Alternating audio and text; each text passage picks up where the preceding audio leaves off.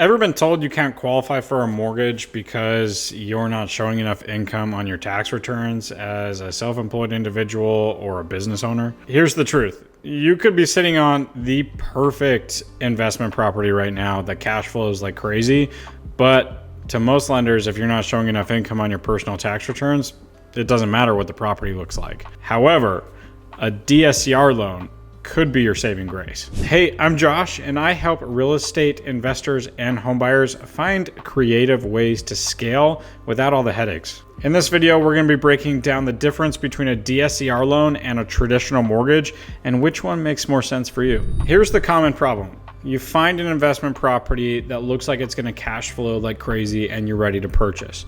You go bring it to a lender or to your local credit union or bank, and they say, hey, this looks like a great property, but based on your W-2s not being consistent or your self-employment income showing as negative every year, we can't qualify you for this property just based on the fact that we don't see enough income being generated for you personally. So what happens?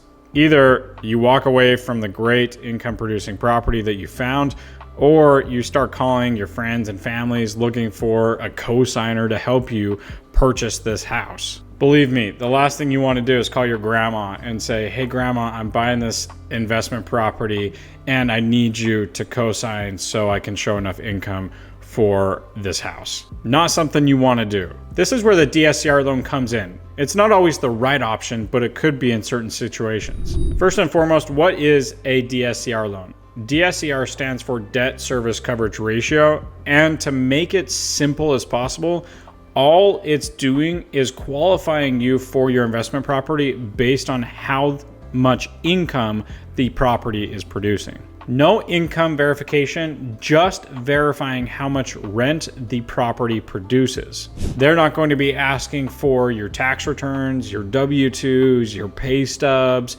any of that. They're going to be asking more questions around the property than they're going to be asking about your personal situation. Minimum coverage ratios typically need to be 0.75% and above.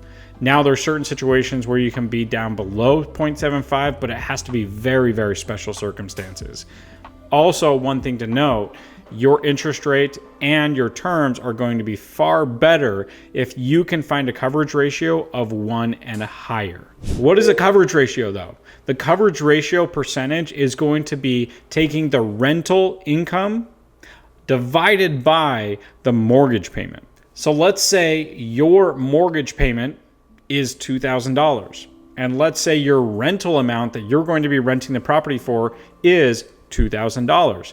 That is a 1-to-1 ratio, and lenders love seeing that. This program is fantastic for individuals looking to scale quickly, not provide a bunch of documentation, and purchase unique properties. The biggest downside to a DSCR loan are the interest rates are going to be higher because it's such a unique program, and the down payment percentages can typically be higher. Now, how is this different from like a traditional conventional mortgage, going and buying that investment property down the road using conventional financing? Conventional financing is going to go off your personal income situation. So it's going to take into consideration your tax returns, your pay stubs, your W-2s, all of that information that a DSCR loan does not factor in. They're not going to be utilizing the rental income to qualify for the property like a DSCR loan would. Now, you can use the rental income to offset some of the debt and some of the mortgage, but you do have to have a lease already in place and ready to rent the property. There are some restrictions to conventional financing as well. So you can only have 10 financed properties under conventional financing. DSCR loans don't have this cap. You can have 100 DSCR loans as long as the income is coming into the property. Now, conventional financing is great for some individuals, especially if you have high W-2 income, it's consistent, and you're underneath the 10 financed limit that conventional has. To recap what we just went through, DSCR goes off of qualifying you based on the property itself and how much income is being generated through the property.